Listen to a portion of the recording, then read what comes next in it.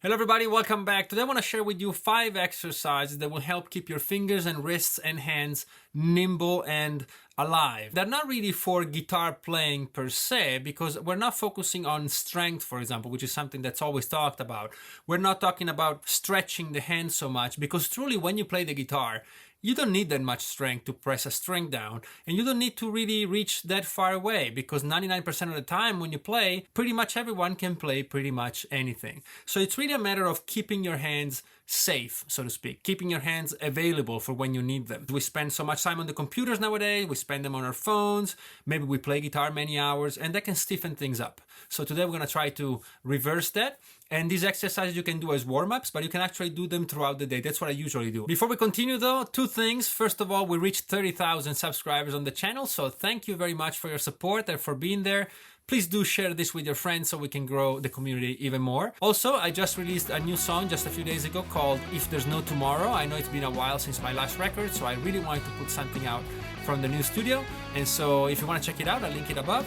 I'll link it below, and I'd love to hear what you think of it. For our first exercise, we're going to do rotations of the wrist. A lot of people do this, like that.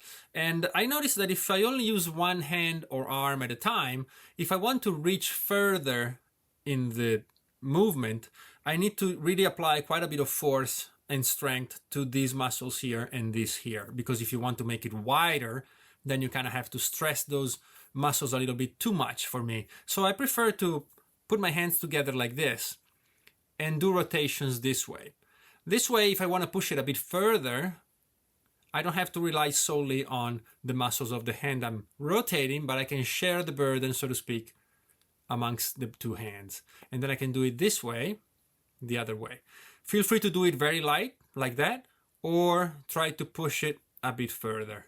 All right, as always, this is a very relaxed endeavor, all right? So don't stress about it. If you feel a bit stiff, just take it easy. We're just simply trying to loosen things up and to keep them always nice and nimble. For exercise number 2, we're going to go to a classic, opening and closing the hand. This is used by many people, but I've added a little step in between that I find very, very useful, especially for guitar playing. And so I'll open my hand, and then before I close it into a fist, I will take this intermediate step, like a claw, like this, and then I close it. So I'll open it, claw, close it. Again, I can do something very relaxed, or I can try to stretch when I open, feel a bit of strength as I make the claw, and then tighten the fist as much as possible. Both are very useful. There's really no danger of hurting yourself because you're working within your range. And so that's something you can do. I like to do this pretty often. If you see me walking around the street doing this, I'm not weird or anything, I'm just a guitar player. Number 3 is what I call the jellyfish in the mirror. And it's kind of a stretch, but I'm not a big fan of finger stretches or hand stretches and wrists. It never feels right. As a matter of fact, when you play the guitar, stretching is not really a big part of playing. And so as long as you have healthy hands, then that's good enough for me. But this is kind of a stretch.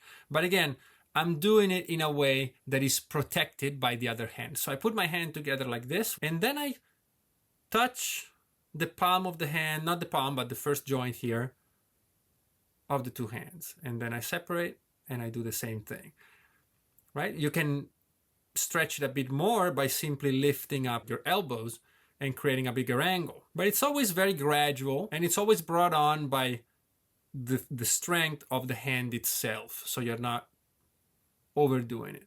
Now the thumbs also can be stretched further in or not. You can decide how deep you want to go. And that's pretty much it. I do this maybe for 30 seconds or a minute. It feels really good, and usually I start very light and then I start stretching more and more. All right? Just don't jerk it too fast, be very gradual with it. And that's a great one. Exercise number 4 is what I call the fan, and it's based on this very simple exercise, very common, using physiotherapy as well, moving all your fingers at once and touching the base of the hand. But I like to do it one finger at a time in a fan-like motion. So I start with my little finger, ring, middle, and index, like this. And then, of course, I work my way back. I like to keep my thumb here so I can stretch this finger here just a bit more, like this. Again, you can try to make it bigger, and it's very safe because you're constrained by your own hand, so you're not forcing it. And so you can go like this a few times, of course with both hands, as always, like this.